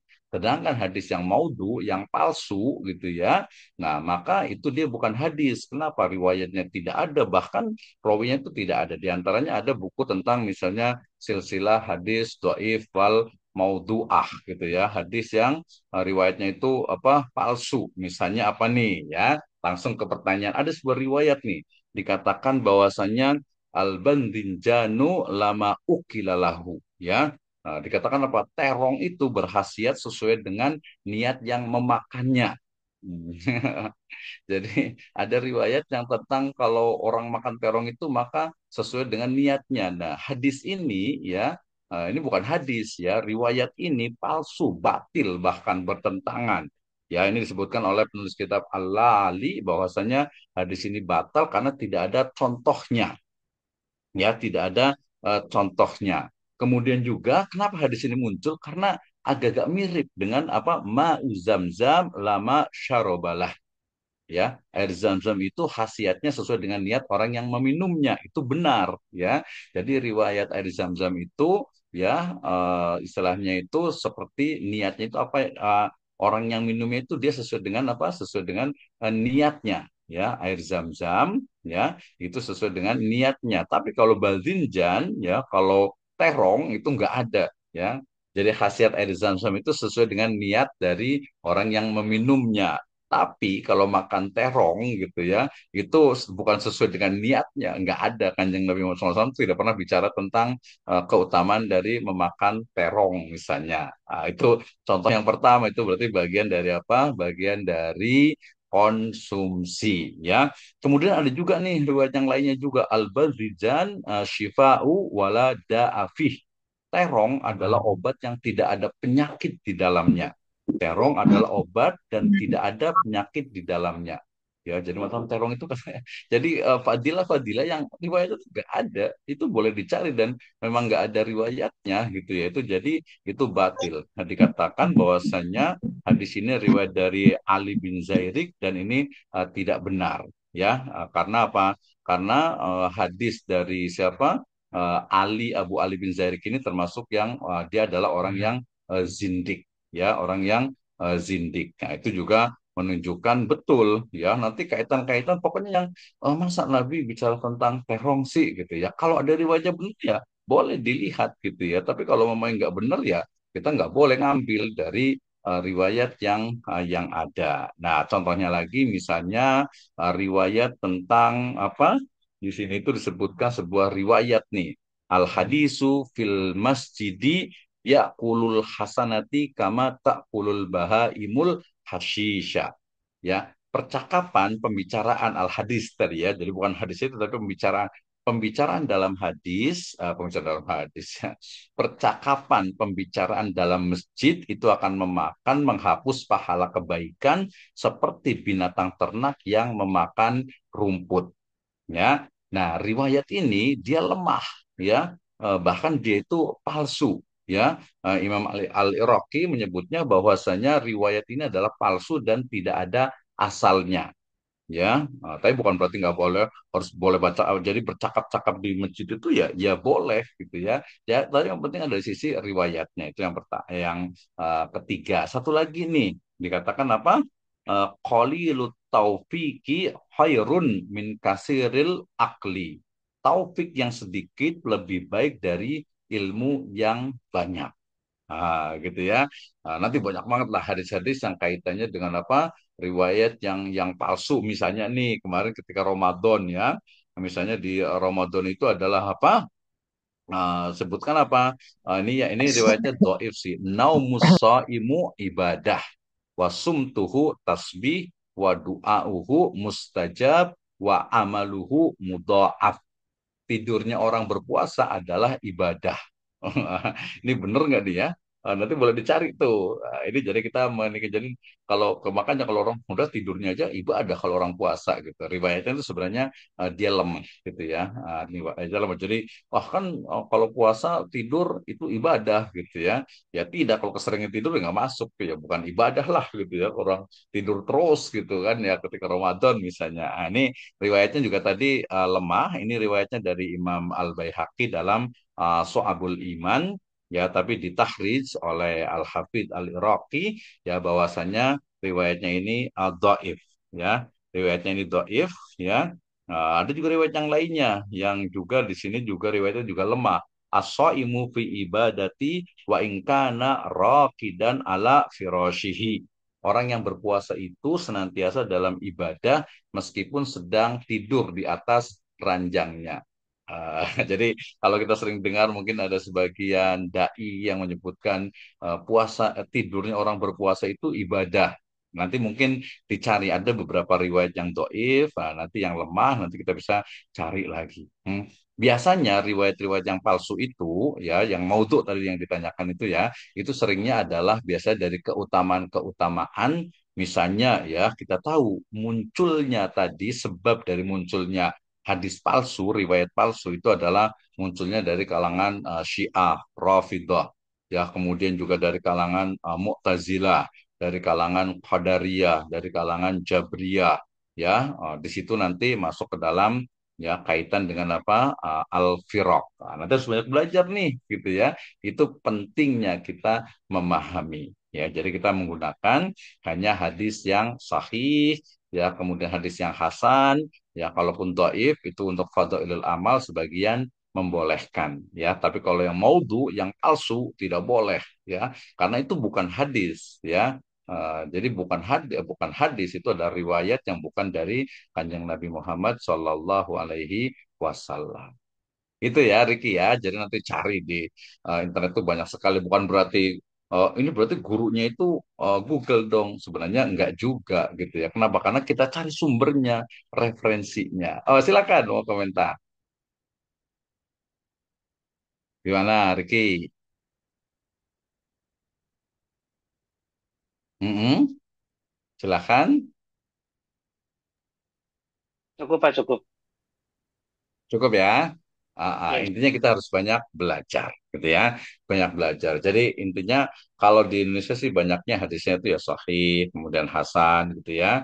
Walaupun dhaif untuk fadhilul amal, sebagian itu tidak ada masalah, gitu ya. Yang nggak boleh itu adalah kalau yang maudhu, yang palsu. Tadi contohnya, gitu ya. Jadi memakan terong itu tergantung kepada niatnya. Tuh, jadi nanti banyak orang makan terong lagi ini cari ya dari tentang yang palsu itu banyak sekali karena memang nggak ada riwayatnya, atau mungkin ini nanti boleh diskusi ya, ada sebuah riwayat yang mengatakan utlubul ilma walau bisin, ya, tuntutlah ilmu ya, walaupun sampai ke negeri Cina. Ini kita cari riwayatnya tuh ya. Nanti boleh cari itu ya, cari riwayat hadis ya, riwayat hadis ya tentang menuntut ilmu ya, untuk ilmu hingga ke negeri Cina. Nanti dicari. Jadi pertama dari ini dulu nggak apa-apa ya, utlubul ilma walau bisin gitu kan. Cari tuh riwayatnya, nih riwayatnya siapa ya? Siapa yang menurunkan, siapa yang meriwayatkan riwayat ini? Kemudian siapa imamnya? Rawinya siapa saja? Sanadnya bagaimana? Itu namanya kuliah ya. Di sini ada utlubul ilma walau bisin ya. Ini sebagian menyebutnya itu adalah ucapan dari Nabi Shallallahu Alaihi Wasallam ya. Nanti boleh dicari tuh. Jadi kalau saya belajar ketika di UIN Bandung itu menarik sekali. Kita belajar tentang hadis ya. Tadi yang utlubul ilmu walau bisin itu ada dalam al-maudu'atnya Ibnu Jauzi ya. Beliau menyebutnya itu ya la aslalahu atau la riwayatallahu. Nggak ada riwayatnya gitu ya. Nggak ada rawinya siapa. Ini pentingnya sebuah ilmu hadis. Ya, banyak yang lain tapi kita bisa diskusi lah ya. Oke, tadi ada pesamat mau berkomentar, silahkan terkait dengan disiplin ilmu hadis. Ya, kita tadi yang penting untuk di ekonomi itu bisa dimanfaatkan, bisa digunakan sebagai dalil, sebagai argumentasi, sebagai hujah, sebagai dasar ketika kita, oh ada musyarakah, ini ada hadisnya. Oh muzaroah, ini ada hadisnya. Oh ada rahan, gadai, oh ini ada hadisnya. Lelang, kemarin jual beli lelang, oh ini ada hadisnya. Oh tentang cryptocurrency, oh ini ada hadisnya. Ada pekerjaan, oh ada hadisnya. Misalnya Nabi SAW pernah bersabda tentang gaji misalnya ya, dikatakan apa? Dikatakan utul ajiro ajrohu qabla ayyajifa uruqahu. Ya berikanlah ya bayaran dari orang yang bekerja sebelum keringatnya kering. Gitu kan jelas tuh. Atau mungkin juga dikatakan al muslimuna syuraka fis salas. Umat Islam itu berserikat bersama dalam kepemilikan dalam tiga hal: alma, air, wal kalla, ya, dan juga apa padang rumput, ya, wenar, api, dan juga padang rumput itu adalah milik milkiyatul ammah, kepemilikan bersama. Mestinya tidak boleh ada privatisasi atau kepemilikan individual, fardiyah atau per So, oke, masih ada 6 menit nih. Saya lebih sampai 15 menit lah ya. Ada yang mau ditanyakan lagi nih? Ya, intinya ini udah selesai nih. Metodologi tafsir sudah saya jelaskan. Kemudian apa untuk metodologi hadis sudah disampaikan. Tinggal besok langsung satu-satu masuk ke ayatnya, ayat hadis tentang kepemilikan, ayat hadis tentang harta, ayat hadis tentang jual beli, ayat hadis tentang mudoroba, musyarakah, mukhabarah, dan seterusnya. Itu nanti boleh langsung mulai presentasi nih kayaknya nih wisatawan nih ya. Mulai pekan depan. Ada yang udah siap? Ya Allah, Pak. Oke ya, kayaknya biasanya mulainya dari wisatawan dulu nih.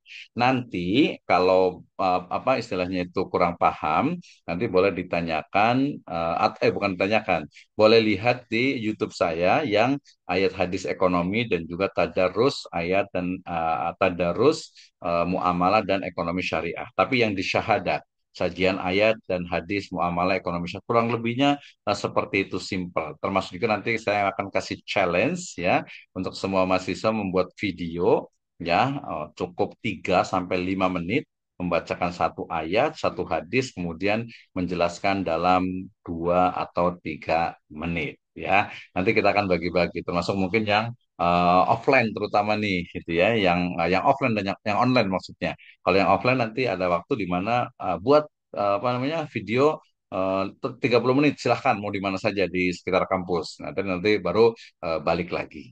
Nah, seperti itu ya. Jadi pekan depan siapa nih wisatawan nih yang mau presentasi? Yang lain dulu boleh, Pak. Saya baru hari tadi. Ah. Pak Riki sama Iya kan nggak sekarang kan insya Allah Sabtu depan. Insya Allah Sabtu depan ya. Insya Allah, Pak. Iya Sabtu depan bukan Sabtu sekarang. Terakhiran mungkin dari awal kenal Pak Mis itu Masya Allah gitu dengan apa namanya dengan gelarnya gitu Pak. Nanti mungkin sekali cerita 10 sampai 15 menit tentang kuliah Bapak dulu. Apalagi kemarin Bapak bilang kalau dulu Bapak mulai S1 aja dari udah nikah gitu Pak ya. Bisa Iya sampai betul. seperti apa Pak? Nanti mungkin di lain waktu gitu Pak. Agak ini ataupun sekarang juga Ah, nggak apa-apa. boleh, boleh. Atau sudah saya tuliskan juga tuh ada 4 buku yang kita kisah bareng-bareng. Ada Jalan Terjal, Master dan Doktoral, ada menjadi dosen apa ideal, ada menjadi apalagi dosen pilihan. Nanti kalau kan nanti saya share deh ininya apa sih namanya e-booknya, boleh ya? Nanti boleh saya Ada share salah satunya saja. Gitu ya. Nah, yang bisa mesti Bapak. semangat lah sama-sama gitu ya. Kemarin juga tadi malam juga ada Pak Dr. Wage, SPDI MA, beliau rektor di STAI Al Mujtahada di Pekanbaru. Beliau juga sama, bahkan beliau lebih lambat lagi. Beliau itu usia 20-an tahun itu baru ikut MTS lagi pesantren gitu ya. Kemudian sampai ke SMA di pesantren juga, kemudian ambil S1 dan S2 gitu ya. Jadi kalau di sini satuan sudah nikah, ya nggak ada kata terlambat gitu ya. Atau mungkin yang lainnya nggak ada, ya belajar aja. Minal mahdi ila lahdi. Nanti tinggal cari tuh riwayat minal mahdi ila lahdi ini riwayat dari Nabi atau mungkin ya ucapan yang memang baik saja. Gitu. Tapi setelah minal mahdi ila lahdi gitu ya. Jadi kalau utul boleh ilmu walau bisin, boleh dicari juga riwayatnya itu sangat interesting ya, amazing ya, raik bahasa Arabnya itu. Jadi sangat menarik untuk belajar tentang hadis gitu ya. Jadi bukan oh kita hadis tahu gini oh ya tidak seperti itu ya. Oke, terima kasih Wan, Pak Kang Wawan, Pak Ustadz Tawan ya, Ustadz Muhammad Tawan. Luar biasa sekali dari awal ya, tetap semangat. Nanti kita cerita, nanti saya insya Allah akan cerita terkait dengan bagaimana ya jalan terjal gitu ya, atau jalan panjang. Nanti saya kirimkan insya Allah setelah ini di grup insya Allah ya untuk e-booknya. E-booknya itu cerita teman-teman semua sebenarnya saya juga ada di situ. Baik, ada yang mau bertanya lagi? Masih ada 2-3 menit. Tadi Pak Selamat ada yang mau ditanyakan? Ya, Pak, izin. Saya hanya ingin Mangga. menanyakan hadis tentang gade ya, Pak ya. Mhm. Kebetulan tadi siang juga sempat saya bahas offline tadi dengan Pak siapa ya? Rendra kalau nggak salah ya Pak ya. Hmm. Yang tadi siang itu karena kan banyak di kami nih khususnya di perkampungan itu sekarang Hmm. banyak yang menamakan gade. Contoh kecilnya gade rumah, tapi setelah Hmm. digadekan dikontrak kembali sama si pemilik rumah gitu. Nah, itu yang mungkin sangat memberatkan kalau menurut kami ya, Pak ya. Nah, makanya kami Hmm. ingin tahu hadis tentang gade tersebut seperti apa. Atau juga kayak misalkan ada yang menggadekan mobil, tapi mobilnya dipakai rental lagi gitu, Pak. Hukumnya seperti apa? Tadi siang sempat kita bahas, tapi kurang paham saya dengan itunya. Mohon izin, Pak.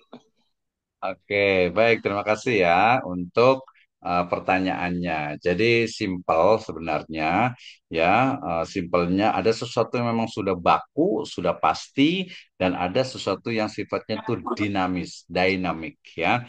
Terkait dengan gadai, kita pahami bersama bahwa dasarnya itu adalah dalam surat Al-Baqarah ayat ke 283, ya, di mana Allah Subhanahu wa taala berfirman, a'udzubillahi minasyaitonirrajim, bismillahirrahmanirrahim, wa in kuntum ala safarin walam tajidu katiban farihanun maqbudah fa in amina ba'dukum ba'da falyu'addil ladzi tumina amanatahu wal yattaqillaha rabbah wala taqtumus syahada wa may yaktumha fa innahu asimun qalbuh wallahu bima ta'maluna alim. Itu di Al-Baqarah ayat terakhir sebelum lillahi ma fis samawati wa ma fil ard wa in tubdu ma fi anfusikum aw tukhfuhu yuhasibukum bihi dan seterusnya.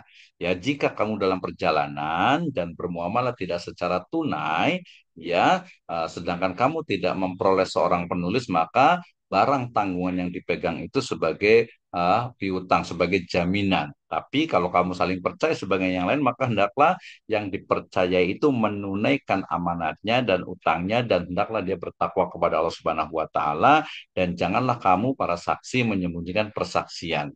Ya, farihanun makbutoh itu ayat Al-Qur'annya, ya. Sedangkan hadisnya ini riwayatnya Bukhari dan juga Muslim, jelas sekali, anna Nabiyya sallallahu alaihi wasallam ishtara ta'aman min yahudiyin ila ajal farohanahu dir'an min hadid, ya. Nabi SAW itu pernah membeli makanan dari orang Yahudi secara tidak tunai, utang, ya.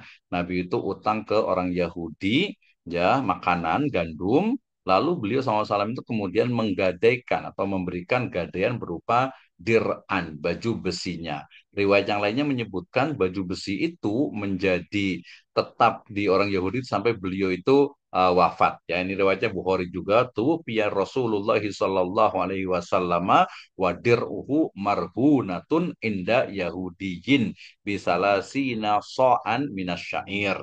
Ketika Rasul sallallahu alaihi wasallam itu wafat, baju besi beliau yang tergadaikan pada orang Yahudi sebagai jaminan untuk 30 sok gandum, ya, yang beliau beli secara tidak tunai, ya. Ini kan jelas sekali. Kemudian, nah, tadi kalau kaitannya dengan gadai, penggunaan atau pemanfaatan harta gadai itu kaitannya adalah dengan apa? Fikih, ya, dengan hukum yang menjadi jaminan, ya, bahwasanya ketika terjadi rohan gadai, ya, gadai itu kan jaminan. Ya, sebagai jaminan maka kepemilikan dari barang marhun, barang yang digadaikan itu tidak berpindah, ya, tetap milik dari siapa? Rahin, orang yang menggadaikan.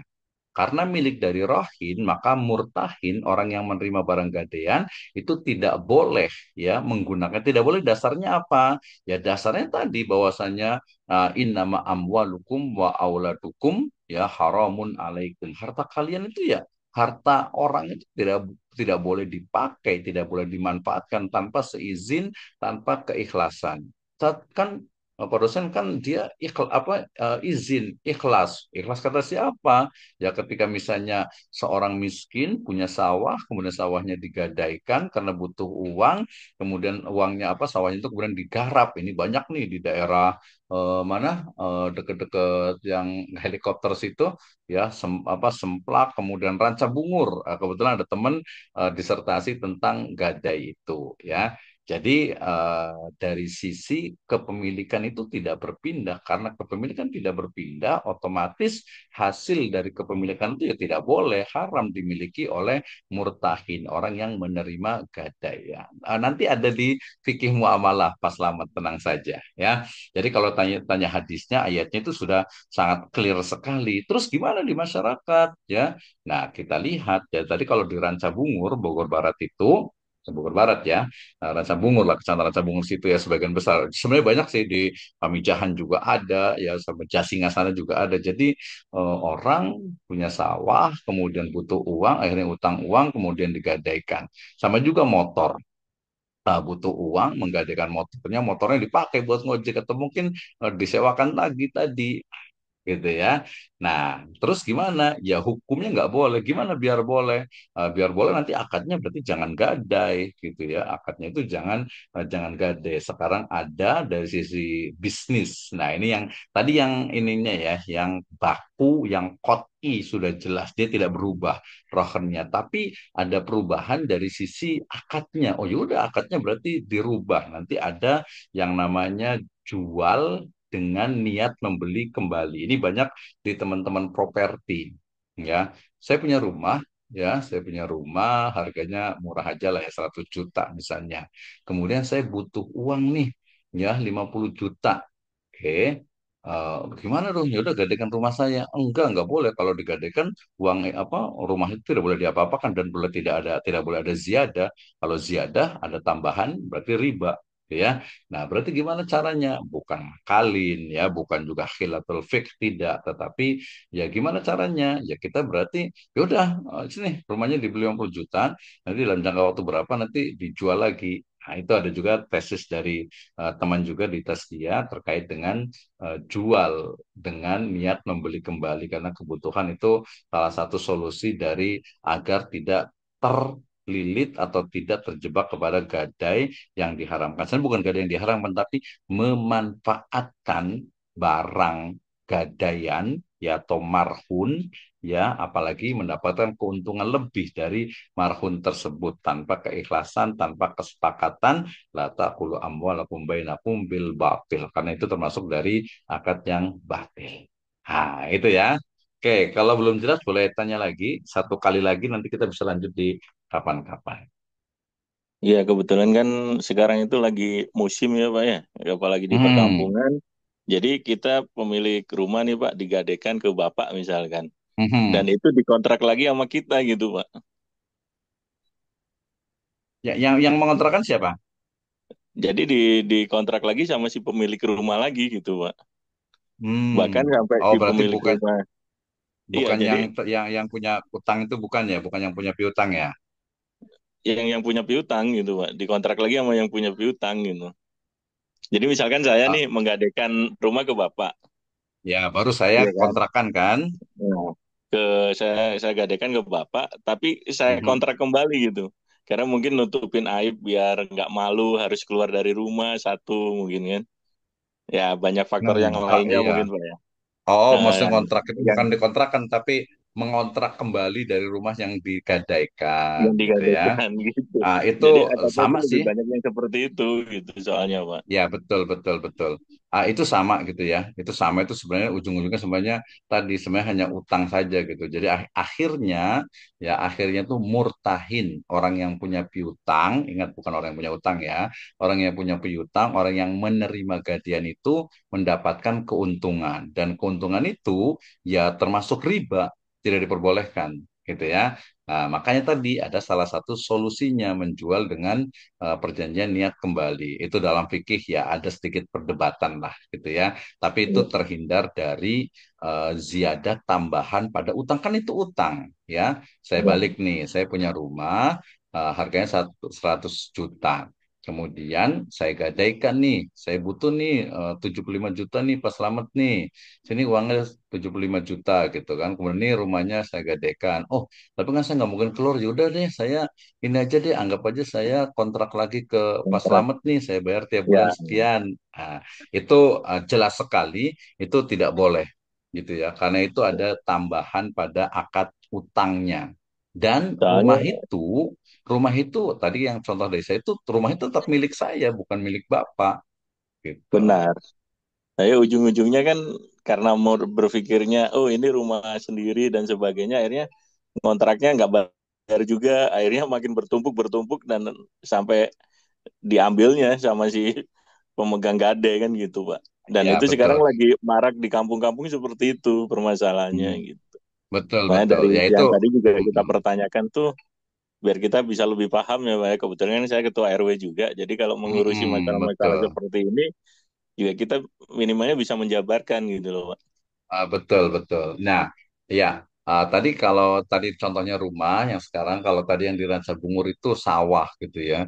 Jadi sawahnya itu tidak ditebus-tebus ya, digarap terus sama murtahin orang yang punya piutang itu sampai bertahun-tahun gitu ya. Itu juga terjadi ya, sama lah ini sawah ini rumah gitu ya. Nah, ini justru tugas dari mahasiswa nih ekonomi syariah kita. Pertama harus dipahamkan dulu dalam Islam yang namanya utang, piutang itu adalah akad tabarruk, akad menolong gitu ya. Jadi kalau akad tabarruk menolong itu tidak boleh adanya mencari keuntungan. Ya, nah kalau mencari keuntungan pada tabarru itu berarti bukan tabarru lagi tapi tijari. Apalagi kalau tambahannya itu ada pada akad utang piutang. Ya, para ulama terdahulu saking hati-hatinya mereka gitu ya ketika terjadi akad utang piutang gitu ya, yang punya piutang ini yang punya piutang gitu ya, itu kalau pas misalnya lagi jalan tiba-tiba hujan, kemudian dia ada di depan orang yang punya utang gitu dia tidak mau berteduh di rumah itu. Kenapa? Karena jangan sampai mengambil intifa atau manfaat dari piutangnya gitu ya. Contohnya simpelnya begini, saya punya utang nih ke Pak Slamet gitu ya. Kemudian tiba-tiba pas lagi di jalan, Pak Slamet sini saya bonceng deh, gitu kan ya. Karena apa? Karena niatnya, Pak Slamet kan, oh, saya utang ke Pak Slamet nih, saya harus baik-baik nih, saya boncengin deh, gitu ya. Nah itu juga ini orang kadang nggak paham. Nah ini nanti kita berulang-ulang ya, kita ulang-ulang terus nih. Orang nggak paham masa bonceng motor kok jadi riba gitu ya. Ya karena itu adalah intifa, manfaat dari piutang yang kita miliki gitu ya. Kenapa? Karena utang itu tabaruk itu sosial, sosial itu menolong. Ya kalau kita mau nolong orang, ngutangin duit ke orang gitu ya, ya jangan minta tambahan, jangan minta keuntungan dan lain sebagainya, termasuk juga fasilitas, ya itu nggak boleh gitu ya. Kenapa? Karena tabaruk sosial menolong gitu. Kalau mau dapat keuntungan ya dalam Islam ya tinggal ditukar akadnya. Berarti jangan akad utang misalnya nih ada tetangga, wah saya pengen beli kulkas nih ya. Harganya berapa? 1 juta. Sini deh saya utang duitnya deh 1 juta, nanti saya tambahin deh 1,2 juta. Nggak boleh, itu riba gitu ya. Gimana syariahnya ya, kita kan ya udah gini, nih saya punya uang 1 juta, sini saya belikan kulkasnya, harga 1 juta saya yang beli nih ya. Kalau nggak boleh pakai wakalah, belikan ada kwitansinya harga 1 juta. Oke, ini berarti saya yang beli kulkasnya. Kemudian apa? Ya sudah, karena ini adalah milik saya, ini saya jual kembali ke Bapak seharga 1,2 juta. Silahkan boleh bayar secara cicil atau nanti. Mirip tapi beda ya, mirip tapi beda. Yang satu adalah akad murabahah jual beli, yang satu adalah akad utang piutang dengan riba, dengan tambahan. Ini harus berulang-ulang nih. Ya ini baru semester 2 ya. Nanti kalau udah semester 4 5 insya Allah sudah mulai paham. Kalau ada beda pendapat sedikit ya, ya nggak apa-apa. Nanti cari yang menurut dari masing-masingnya itu merasa apa yang lebih yakin. Ya, Oke, Mas Slamet itu ya. Jadi nggak bisa nih, apalagi ini kita baru masuk pertemuan yang ketiga gitu ya. Jadi jangan sampai nanti salah. Pokoknya udah jalanin dulu aja ya. Kalau belum paham, belum tahu hukumnya ya, saya jalanin dulu nanti sambil belajar. Nah, di sini soal nanti lama-lama tuh, oh iya. Tadi Pak Misno bilang itu, ya kalau kita mau ngutangin orang ya, ya dong, jangan cari keuntungan. Kalau mau cari keuntungan, akadnya diganti, jangan akad utang piutang. Tadi Rahan Gade itu memang karena adanya utang. Rahan itu kan jaminan dari utang, gitu ya. Jadi ada problem, ada masalah, tapi kita ada solusi juga. Gitu ya, ada solusi. Nah, tadi juga sama disampaikan berarti keluarganya ketika mau utang, ya udah utang aja. Jadi orang-orang yang kaya itu jangan sampai mengambil keuntungan dari kesusahan, kesempitan orang lain, apalagi itu tetangganya. Itu ya, itu jelas sekali. Oke, udah 21, 29 di jam saya dan lewat ya, mohon maaf ya. Tapi saya sampaikan maksimalnya 21.30. Baik, teman-teman semuanya, terima kasih sekali. Nanti kalau ada pertanyaan, saya sangat open-minded sekali, sangat terbuka, dipersilakan apalagi ini adalah masalah-masalah ekonomi, bisnis, keuangan yang sifatnya itu fikih dan sangat terbuka, nggak ada masalah gitu ya. Tapi kalau di Indonesia, kita berpegang kepada dari Dewan Syariah Nasional DSN MUI Majelis Ulama Indonesia. Itu yang standar gitu ya. Itu yang standar dan itu yang dilindungi oleh undang-undang. Semua praktik dari ekonomi, bisnis dan keuangan syariah itu harus merujuk kepada fatwa Dewan Syariah Nasional. Ya kalau kita ada nggak setuju dengan beberapa bagiannya ya nggak apa-apa juga gitu kan ya, boleh aja gitu ya. Oke, oh aduh, foto dulu Pak on cam, iyalah. Oke, last terakhir ya, terakhir boleh di open kameranya, kita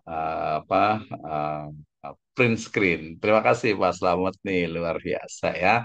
Nanti kalau kurang itu nanti bisa ke mana, ke kampus ya. Kalau ada waktu nih Sabtu nih, biar kita ngobrolnya tuh lebih apa, jelas, clear gitu ya. Karena biasa kalau seumuran kita itu kadang nggak biasa tuh kalau nggak face to face gitu ya. Kalau saya sih biasa aja. Oke, silakan yang Benar, on, Bang. boleh di on kameranya. Nah, ada Suaib, Denny. Nah, ini kan udah pada kenal sebenarnya, Suaib juga udah tahu ya. Kemudian juga Hari juga sudah, Ahwan juga sudah gitu. Cuman harus sering-sering gitu kan ya, karena baru semester 2, baru semester 1 lebih sedikit malah ya. Semester setengah. Siapa lagi nih yang belum nih? Denny, boleh on kameranya. Nah, Wulandari boleh ya, sama Arif Rahman Hakim, sama Muhammad Fuad Mansur. Wah, tuh Pak Amiruddin kan jadi Amiruddin ya, jangan Bapak ya, masih muda ya, Amiruddin ya. Kayak kelihatan juga tuh, Bahrudin juga kelihatan. Siapa lagi nih? Ya, yang belum, oh, Wulandari ada dua ya.